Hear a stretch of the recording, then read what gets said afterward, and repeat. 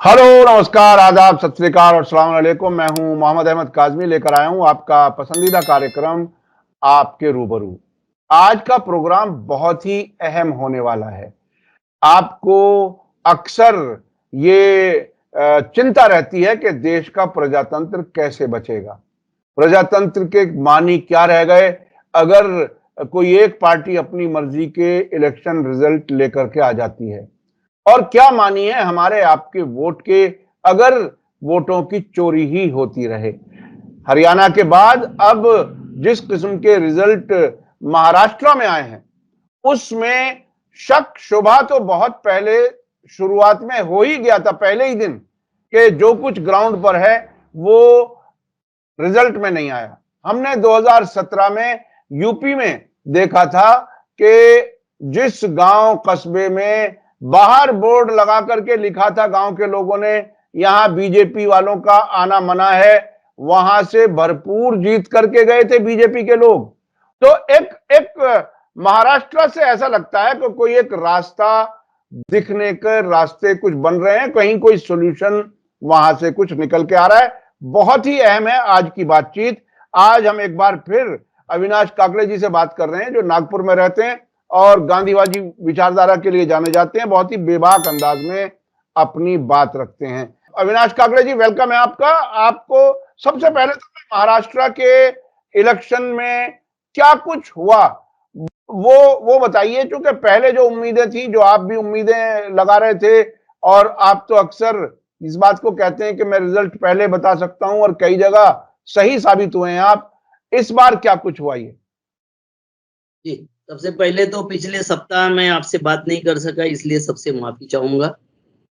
ये सप्ताह भी मैं लेट हो गया। दरअसल मैं बाहर था, आउट ऑफ इंडिया था, इसलिए नहीं बात हो सकी।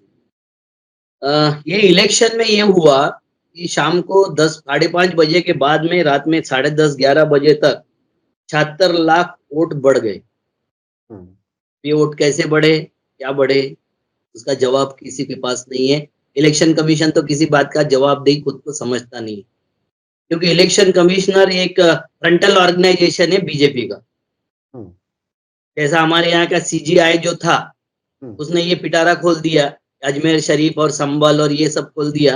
वैसा हम्म, ये इलेक्शन कमीशन भी एक उनका ही फ्रंटल ऑर्गेनाइजेशन है, उससे ज्यादा और कुछ नहीं। 95 सीटों पर इसका बहुत ज्यादा असर हुआ। हम्म, मतलब 100 से ज्यादा सीटों पर ये इसका असर हुआ, सारी सीटों पर हुआ, मगर 95 सीटों पर ज्यादा हुआ। और आपको एक बात बता देता हूँ कि करीबन करीबन 100 सीटों पर जितने वोट डले, उससे ज्यादा वोट गिने गए।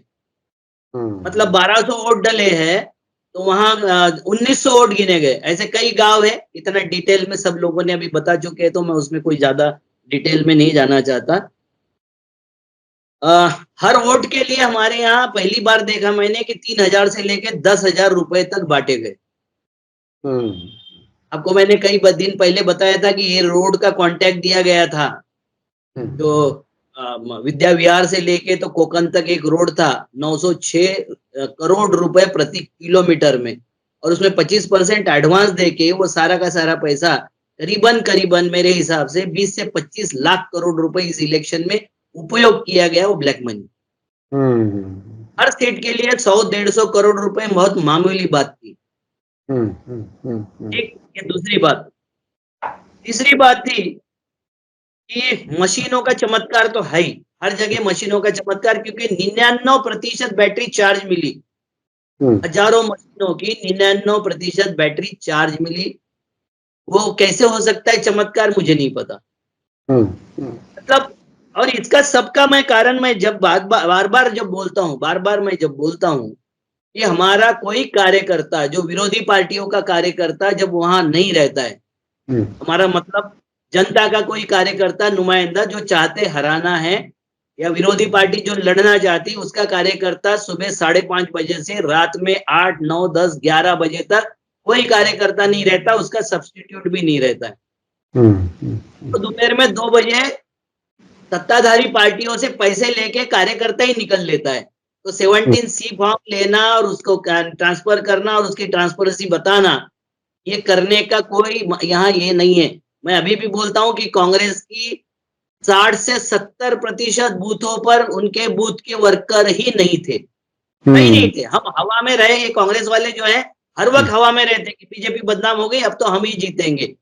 इसलिए उन्होंने टिकटें भेज दी है, 20-25 टिकटें तो मुझे पता है कि कैसी बेची गई, किस तरीके से बेची गई। ना लड़ने वालों को समझौते में सीटें दी गई।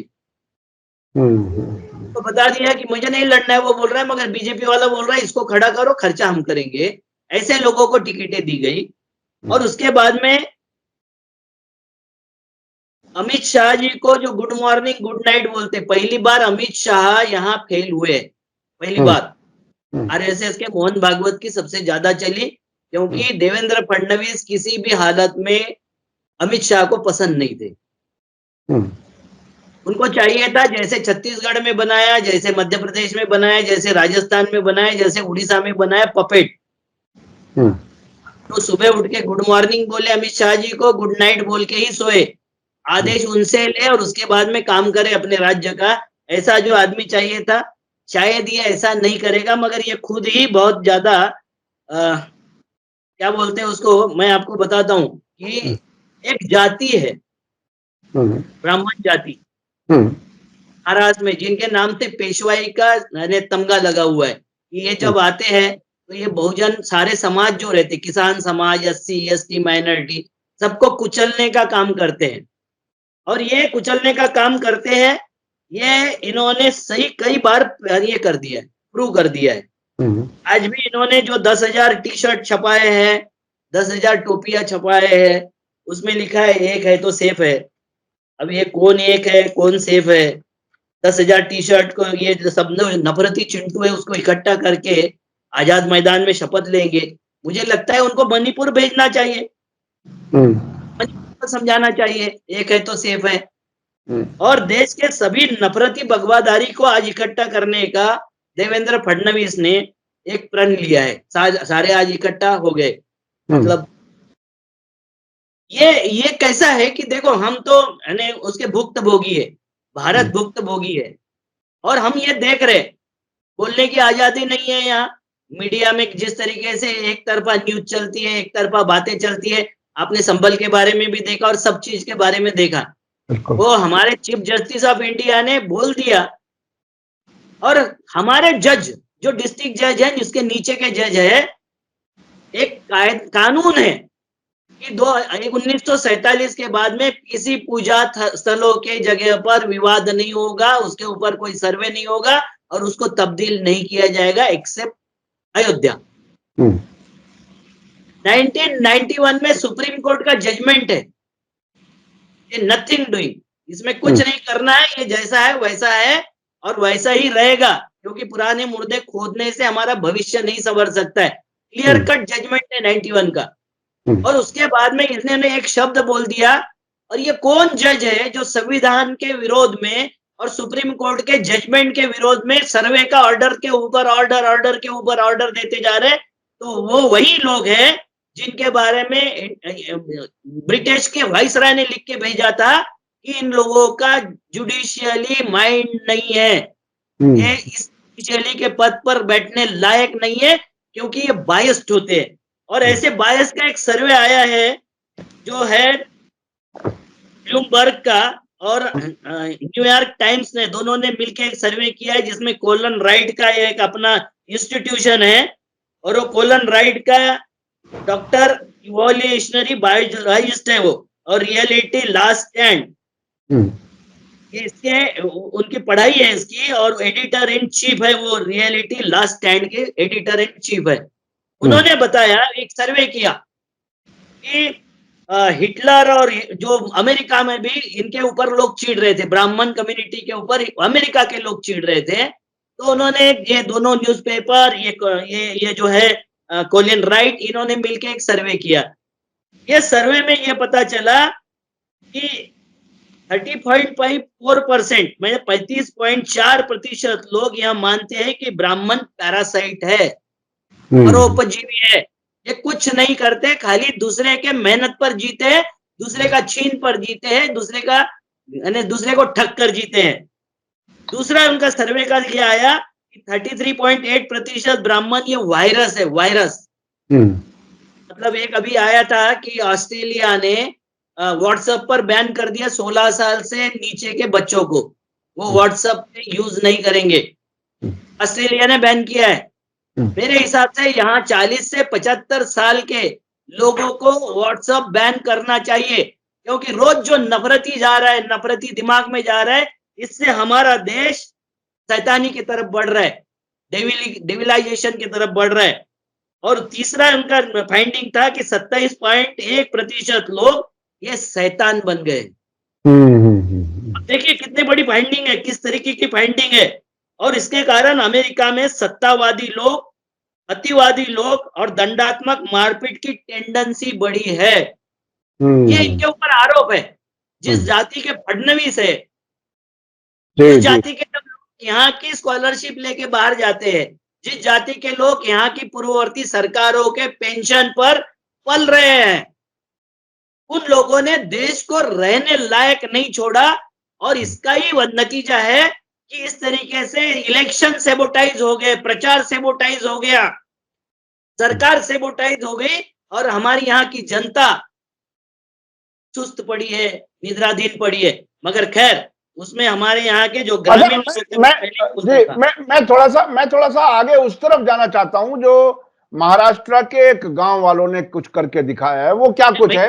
हाँ हाँ, महाराष्ट्र के लोगों ने क्या दिखाया, क्योंकि हरियाणा हार गए, इस तरीके से सैबोटाइज हो गया, किसी ने कुछ नहीं किया। मगर महाराष्ट्र के हजारों गांव में होने जा रहा है। जो मार्कड़वाड़ी चुनाव में, मार्कड़वाड़ी करके एक गांव है, ये माळशिरस कॉन्स्टिट्यूंसी है सोलापुर डिस्ट्रिक्ट में। यहाँ उत्तमराव जानकर, शरद पवार गट के जो एनसीपी है उसके वो चुन के आए उत्तमराव जानकर, और राम सातपुते, इनके बीच की लड़ाई थी। जो लड़ाई वो जीत गए, मतलब एनसीपी वाले जीत गए, जो एनसीपी शरद पवार वाले जीत गए। जैसा सुप्रीम कोर्ट ने बोला था कि हारने के बाद हमारे पास आते हो, तो ये लोग जीतने के बाद गए। बात को समझ लो। उसमें उत्तमराव शिवदास जानकर को 1,21,000 वोट मिले और राम विठल शिंदे बीजेपी का है, उसको 1,08,000 वोट मिले। मतलब मार्जिन भी करीबन 19,000 के आसपास की मार्जिन है। कोई छोटे से मार्जिन से जीते नहीं और हारे नहीं। ऐसे यहाँ पर ये मार्कड़वाड़ी में इन लोगों ने तय किया कि भाई हमारे गांव में 80% वोट हम इसको देते, उत्तमराव को देते। 10-20 सालों से हमारा रिकॉर्ड है। ये ऐसा क्या चमत्कार हो गया, पहली बार 60-65% वोट उसको चले गए, बीजेपी को। तो उनको शंका है कि मशीन ठीक नहीं थी हमारे यहाँ की। उन्होंने बोला कि हमारे मशीन का रिकाउंटिंग करो, हम सारे पैसे गांव वाले भरने को तैयार है। तहसीलदार के, माळशिरस के तहसीलदार को उन्होंने निवेदन दिया। अब तहसीलदार तो सरकारी आदमी, उसने ऊपर पूछा, ऊपर वाले ने बताया नथिंग डूइंग, कुछ नहीं करना, इसमें कुछ नहीं हो सकता। तो गांव वाले घर आए, ग्राम सभा उन्होंने रखा और ग्राम सभा ने ये किया कि भाई हम हमारा गांव का जनमत लेंगे। कल हमारे एमएलए ने हमारे लिए बहुत काम किया, उत्तमराव जी ने, वो बोलेंगे कि गांव तो मेरे साथ बेईमान हो गया, क्योंकि इस गांव में तो 60% से ज्यादा वोट उसको मिल गए, बीजेपी को मिल गए। तो गांव ने अपना सुमोटो ये किया कि हम इसमें अब इलेक्शन लेंगे बैलेट पेपर पर। और 1900 लोगों ने, 2000 में से 1900 लोगों ने वहां मतदान किया था। उन्हीं 1900 लोगों को निमंत्रण पत्र भेजा कि हम ये इलेक्शन करेंगे और वो इलेक्शन को हम शाम को 7 बजे घोषित कर देंगे कि कितने किसको वोट मिले। अब इसमें आप देखिए कि वहां एक अतुल कुलकर्णी, मैं जो बोल रहा हूँ कि ब्राह्मणों का न्याय चरित्र नहीं होता, ये अतुल कुलकर्णी ने गांव को नोटिस भेज दिया, ये संविधान विरोधी है। ये नफरती चिंटू पूरे टूट पड़े। ग्राम सभा के कानून इन्होंने पढ़ा कि नहीं, कैसे आईपीएस ऑफिसर हो जाते ये लोग और होने के बाद किस तरीके से वर्तणूक करते हैं।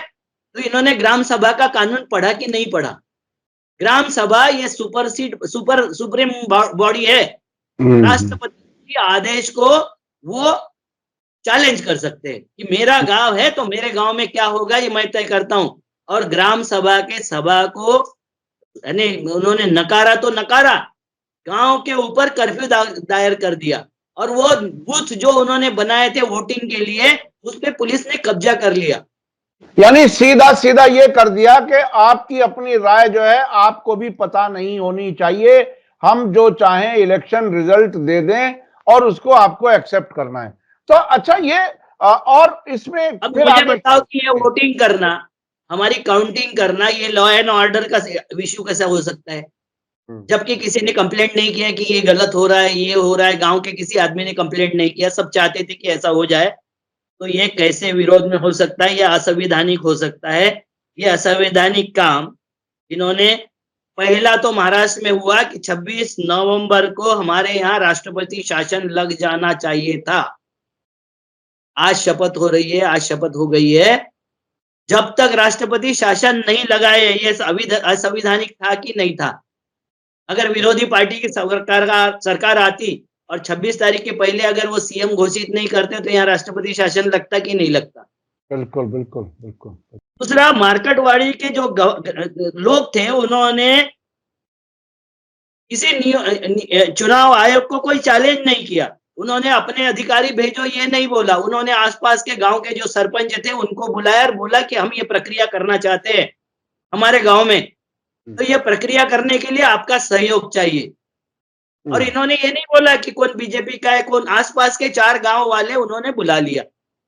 अब इसमें ये लोग जिस तरीके से बिहेव कर रहे हैं, प्रशासन जिस तरीके से बिहेव कर रहा है, उसका प्रतिफल ये हुआ कि हजारों गांव अब तैयार हो गए महाराष्ट्र के कि जो अपनी वोटिंग कराना चाहते हैं 5 तारीख के बाद।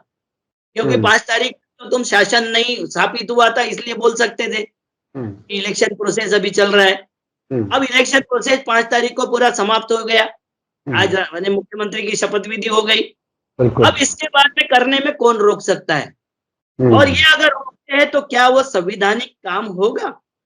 आप मुझे बताइए कि राज्यपाल गवर्नर को नहीं बताया, किसी को नहीं बताया, नेता का सिलेक्शन नहीं हुआ था और बीजेपी का जो अध्यक्ष है वो पेंडाल लगा रहा था मुख्यमंत्री की शपथ विधि के लिए। क्या ये संवैधानिक काम नहीं है? क्या गवर्नर के अधिकार को चैलेंज नहीं है? क्या संविधान के अधिकार को चैलेंज नहीं है?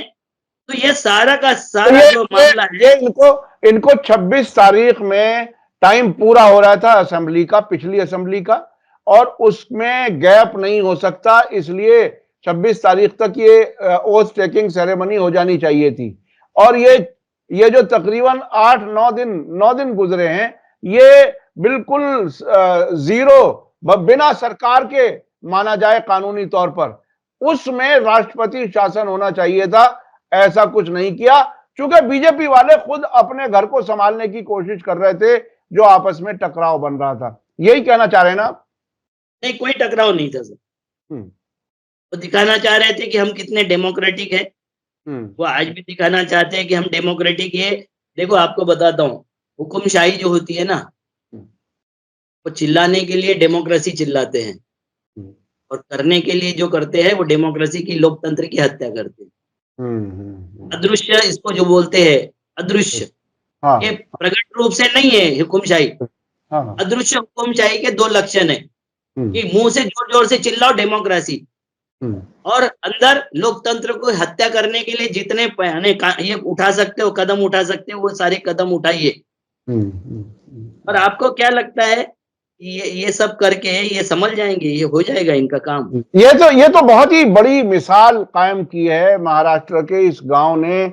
और अब अगर ये बहुत से गांवों में एक तरह से आग फैली और बीजेपी के खिलाफ नफरत हुई या इलेक्शन कमीशन के खिलाफ, तो ये तो एक बहुत ही इनकलाबी कदम हो सकता है देश में, जिस तरह से लोगों में चिंता बढ़ी हुई है। मैं बोल रहा हूँ हजारों गांव में ये मांग उठ रही है कि हम अपना इलेक्शन खुद करेंगे। जी जी जी जी। तो ये एक बहुत ही ऐतिहासिक काम होगा, ऐतिहासिक काम होगा। अच्छा, अब मैं वापस चलना चाहता हूं, इस दौरान बाकी अपोजिशन पार्टियों का क्या हाल है? क्या ये जो गांव वाले उठ रहे हैं अपने अपने गांवों में बैलेट पेपर से अपने गांव की सही हालत समझना चाहते हैं कि कौन किसके साथ है, क्योंकि मशीन से तो पता नहीं चल रहा कि कौन किसके साथ है। तो ये अब अपना अपना हल ये निकाल रहे हैं। इसमें कहीं अपोजिशन के लोग भी कहीं हैं या बिल्कुल इंडिपेंडेंट ही अपने आप सब कुछ कर रहे हैं? नहीं सर, देखो कांग्रेस के तो जो है जो अध्यक्ष है उन्होंने एक स्टेटमेंट फ्लोट कर दिया, काम खत्म हो गया। हम्म जमीन पे उतर के लड़ने की कोई मादा इनके पास नहीं है, क्योंकि इन्होंने बता दिया है कि कार्यकर्ता की इनको जरूरत नहीं है। हम्म आज भी इनको कार्यकर्ता कि कांग्रेस सबसे वर्स्ट स्थिति में है, आज महाराष्ट्र में सबसे बुरी स्थिति में। हम्म इनके जैसे ही आए थे, 14 जीत के आए थे, तो ये इतने हवा में थे कि अब तो हम ही आएंगे, कौन आएगा दूसरा। तो अभी भी ये महाशिरस में वहां जाके इन्होंने बैठना चाहिए था, तीनों पार्टियों के नेता को बैठना चाहिए था कि नहीं बैठना चाहिए था। बिल्कुल बिल्कुल बैठना चाहिए था। अतुल कुलकर्णी नाम का एक ब्राह्मण एसपी वहां अत्याचार कर रहा था, इनका क्या काम था? हाँ, इन्हें वहां जाना चाहिए। घेराबंदी करना चाहिए था, अपने लोगों को बुला के वहां करना चाहिए था। कुछ नहीं कर रहे लोग, अपने अपने स्तर पर डेमोक्रेसी बचाने का काम करना चाहते हैं। पार्टियां खाली अंगूर आम पक गए कि हमारे मुंह में गिरेगा, ये सोच के ये जिस तरीके की नालायकी कर रहे हैं, ये विरोधी पार्टी भी रहने के काबिल नहीं छोड़ा है इनको। जी जी जी जी, तो विरोधी पार्टियां जो कुछ बनेगा। उन्हें करना चाहिए वो नहीं कर पा रहे, वो नहीं कर रहे हैं। ये तो बहुत ही अच्छा। अब मैं चलना चाहता हूं कुछ दूसरे इश्यूज पर। ये ऐसा लगता है कि अगर इस तरह से पूरे देश में अपने अपने सतह पर किया जाए कि हम कम से कम, मिसाल के तौर पर मैं कहता हूं, अपने घर में अगर मेरे यहाँ 5 वोट हैं और अगर हम आपस में 5 लोग ये चेक कर लें आपस में ही खुद के किसने किसको वोट दिया है, तो ये तो कोई गुनाह नहीं है। तो ये गांव के लोग अगर ये करना चाहते हैं तो क्यों नहीं कर सकते? सर गांव में तो कुनबे के वोट रहते ना, कुनबा तय कर बिल्कुल लेता है इसको वोट बिल्कुल देना है, सब एक दूसरे के रिश्तेदार रहते हैं। तो उन्होंने बिल्कुल। जब एक दूसरे से चर्चा की कि हमने तो दिया नहीं और बीजेपी को हाँ इतना वोट कैसे आ गए, जी 1900 जी में से 1100 1200 वोट बीजेपी को कैसे आ गए, जब जी, गांव ने एक दूसरे के साथ जब चेक किया, जब आ गए। शहरों जैसे वोट नहीं होते, वहां तो कुनबों के वोट होते। तो बिल्कुल बिल्कुल। कुनबों के वोट में इस तरीके से सच सामने आया कि बिना वोट दिए ही इन्होंने वोट वहां कर लिया। और हम्म दूसरी बात आपको बताता हूँ, देखो हम्म कैसे कैसे ट्रिक करते। हम्म देखो लाडली बहन का इफेक्ट था, मैं नहीं बोलता नहीं कि लाडली बहन का इफेक्ट नहीं था, मगर ज्यादा से ज्यादा 10 लाख वोटों तक हो सकता था हम्म मेरे हिसाब से। हम्म 8 से 10 लाख वोट लाडली बहन की वजह से बढ़ सकते थे, क्योंकि हम्म उसी लाडली बहन का जो ये है पति है, वो कपास और सोयाबीन और उनके कृषि फसल के बारे में परेशान है, आत्महत्या के कगार पर खड़ा है। अब मुझे बताइए कि ये 2019 में जितने वोट हुए थे और 2024 के लोकसभा में जितने वोट हुए, ये 50 लाख वोटों का इजाफा हुआ था। 5 हम्म साल में 50 लाख हम्म वोट बढ़ गए। हम्म ठीक है, बढ़ सकते हैं उतने, हर साल 10 लाख वोट बढ़े। हम्म मगर जैसे ही हमारे लोकसभा चुनाव हुए 2024 के और 2024 के विधानसभा चुनाव हुए, 5 महीने में 42 लाख वोट बढ़ गए। हम्म साल में 10 लाख वोट बढ़ते थे, ये हम्म महीने में 8.5 लाख वोट बढ़ गए। कैसे हो गए भाई? हम्म। ठीक है, मतलब रोज के मतलब सीधा, 28,000 बढ़े। मतलब सीधा सीधा मतलब यह है कि मोदी जी हैं तो मुमकिन है, जो चाहो कर लो। बिल्कुल खुला मैदान है, जो चाहो कर लो। यानी भाई सरकारी सिस्टम। मुमकिन है, ठीक है, मगर विरोधी पार्टियां क्या सो रही थी? जिनको खड़ा रहना वो सो रहे थे। मतलब कुछ वो लोग बोलते हैं कि छत्तीसगढ़ के लोगों का इनरोलमेंट कर लिया, मध्य प्रदेश के लोगों का इनरोलमेंट कर लिया, तेलंगाना के लोगों का, कर्नाटक के लोगों का इनरोलमेंट कर लिया, गुजरात के लोग यहाँ आके संभाल रहे थे। तो यहाँ के जो खड़े होने वाले थे वो क्या कर रहे थे, विरोधी पार्टियां क्या कर रही थी, इनको दिखाई नहीं दिया। 42 लाख वोट बढ़ते तक ये क्या सोए हुए थे? हम्म मतलब उन्होंने वो 76 लाख वोट बढ़ा दिया, वो तो अलग है, मगर उन्होंने मतदान यादी में, वोटर लिस्ट में 42 लाख वोट पैसे बढ़ा दिए। रोज 28,000 वोट कैसे बढ़े? हम्म। ये सवाल किससे अ- पूछना अ- चाहिए? विरोधी अ- पार्टी यानी से नहीं यानी पूछना यानी क्या? एक कैलकुलेशन के हिसाब से 90 95 या 100 सीटों पर इसका असर हुआ कि ये इतने ये अचानक क्या हो गया। तो 100 सीटें या 90 सीटें इस वक्त अगर कम करके देखी जाएं तो कितनी सीटें बाकी रह जाएंगी इस सरकार के पास? 134 132 कुछ रह जाएगी। जी जी जी। और उसमें तो जाहिर है अपोजिशन में भी पीछे बैठना पड़ेगा। सच्चाई हाँ, यानी पब्लिक ने जो कुछ आपको दिया है वो तो ये है, लेकिन आप किसी भी तरह की हेरफेर करके चौधरी बन करके बैठ गए और सरकार बना दी। तो ये अब तो ये बहरहाल बड़ा चैलेंज है कि इस सरकार को कैसे कुछ किया जाए।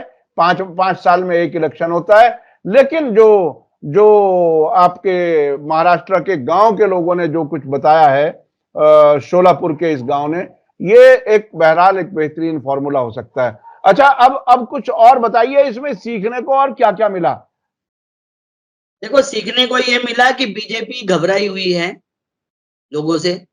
बीजेपी ने कहीं भी विजयी यात्रा नहीं निकाली, कहीं भी यानी इन्होंने जल्लोष नहीं मचाया। नहीं तो जीतने के बाद जिस तरीके से यात्राएं निकलती है, इनको पता था कि पब्लिक मारेगी, दौड़ाएगी पब्लिक, क्योंकि हमने तो वोट दिया नहीं। तो ये जो विजयी का जल्लोष मनाएंगे और ये अगर हमारे ऊपर थोपने का प्रयास करेंगे, तो अभी इस तरीके से रिएक्शन आने शुरू हो जाएंगे। दूसरी बात, इनको ये पता है कि इन्होंने तुरंत ही ये कर दिया कि महिलाओं के, मतलब जिनको लाडली बहन बनाया था, उसमें से मेरे ख्याल से 60% महिलाओं की छटनी होने वाली है। उन्होंने नए-नए कानून उसमें ला दिया और नए-नए उन्होंने कंडीशन उसमें डाल दिया। अच्छा, लाडली बहन में क्या कुछ बेनिफिट क्या क्या दिए जा रहे हैं? मैं थोड़ा सा उन लोगों के लिए जो नहीं जानते, लाडली बहन प्रोग्राम क्या है? सर, लाडली बहन प्रोग्राम को राजीव कुमार ने वोट फॉर नोट, इसके ऊपर कार्रवाई करनी चाहिए थी, क्योंकि 2 महीने में 5 महीने का पैसा दे दिया। एक वोट के लिए एक परिवार को 7,500 रुपए तक दे दिया। के कारण महाराष्ट्र का कर्जा 10 लाख करोड़ रुपए हो गया। हाँ, वही तो। महाराष्ट्र तो पहले ही कुछ संकट में चल रहा था। सारी इंडस्ट्रीज उठा करके ले गए गुजरात में, क्या क्या उठा करके ले गए। महाराष्ट्र के मुंह से जैसे कहते हैं रोटी का टुकड़ा छीन लिया। तो ऐसी हालत में इतना पैसा बांट दिया लोगों में, 3 से 7,000 8,000 तक भी लोगों को पैसा पहुंच गया एक एक वोट के लिए। ऐसे कंडीशन में मोहन भागवत जी आके बताते 3 बच्चे पैदा करो। क्या हो गया कि एक जाट व्यक्ति था, किसान थे, वो रोज हनुमान जी के मंदिर में जाता था और उसको बोलता था कि भाई मुझे बच्चा दे दे। अब वो जाके 2 साल हो गए, वो खुद ये हो गया, एक्साइट हो गया कि ऐसा कैसे हनुमान जी भाई मेरी मांग ही पूरी नहीं करता। तो एक दिन जाके वो हनुमान जी के सामने बैठ गया और सर पटकने लग गया। तो सर से खून आने लग गया उसके। हनुमान जी को दया आ गई, वो बाहर आ गए। ठीक है, और बाहर आके बोला भैया मैं तेरा तो डिमांड जो है पूरी करना चाहता हूँ, तू चिंता मत कर, मैं तेरी डिमांड पूरी करूंगा, मगर तू पहले शादी तो कर ले। अच्छा अच्छा अच्छा, वो शादी के बगैर ही बच्चा चाहता था वो। तो ये मोहन भागवत की पूरी टीम शादी के बगैर ही बच्चे चाह रही है। हाँ, ये आरएसएस वाले तो शादी नहीं करना चाहते, वो तो परिवार वाला आदमी चाहिए ही नहीं उन्हें। तो ये इनको तो पहले मोदी जी को बताना चाहिए, योगी जी को बताना चाहिए, खुद को बताना चाहिए 3 बच्चे पैदा करने का। हमारी महिलाएं कोई मशीन थोड़ी है। अच्छा अच्छा, अगर ये ऐलान कोई मौलवी मुल्ला कर देता कि हर आदमी 3 बच्चे पैदा करे, तो मुसलमान की जान को पड़ जाते। ये मोहन भागवत जी ने बगैर शादी के 3 बच्चों का फॉर्मूला भी तो बताना चाहिए। फिर देखिए, फिर तो उन्हें वो भी बताना पड़ेगा कि बगैर शादी के बच्चे कैसे पैदा होते हैं, क्योंकि शादी तो की नहीं। बिल्कुल, ये जो चिन्मयानंद वाला मामला है, उसको यहाँ के वो चिन्मयानंद पर छोटे बच्चों का बलात्कार करने का आरोप था, इसलिए इस्कॉन ने उसको बाहर किया था 1.5-2 साल पहले। अच्छा, यानी भारत से उसे निकाला गया था? भारत से नहीं, इस्कॉन से निकाला था। वो वहीं था बांग्लादेश में, यहाँ नहीं था। अच्छा अच्छा अच्छा, इस्कॉन ने उसको निकाल दिया था कि इसने छोटे बच्चों का बलात्कार किया था, लड़कों का। जी जी जी जी। तो पूरे भारत की समलिंगी फौज जो है आरएसएस की, वो उसके बचाव में उतर आई है। जी जी जी जी जी। तो सारा मामला जो है वो ये है कि इसलिए हमदर्दी है, हिंदू होने पर हमदर्दी नहीं है। ना ना ना, उसके हिंदू समलिंगी होने पर हमदर्दी है कि वो समलिंगी हमारे जैसा ही है, तो उसको वहां पनिशमेंट कैसे हो रहा है। और वो भड़काऊ भाषण देने के लिए, बलात्कार करने के लिए, और कई लोग इसमें आरोपी है। और ये बता रहे कि हिंदू पे अत्याचार हो रहा। अबे हिंदू पे अत्याचार जब हो रहा था, तो वहां एक राय करके थे, इनको याद दिला देता हूँ। विधान चंद्र राय थे, डॉक्टर विधान चंद्र राय, जिसको जवाहरलाल नेहरू भी अपने से बड़ा नेता मानते थे, सम्मान देते थे। जी जी जी। उन्होंने, नेहरू जी ने मिलकर 1 करोड़ लोगों को यहाँ लाके बसाया था बांग्लादेश के। हम्म। इंदिरा जी ने जो किया वो तो सबको पता है। हाँ।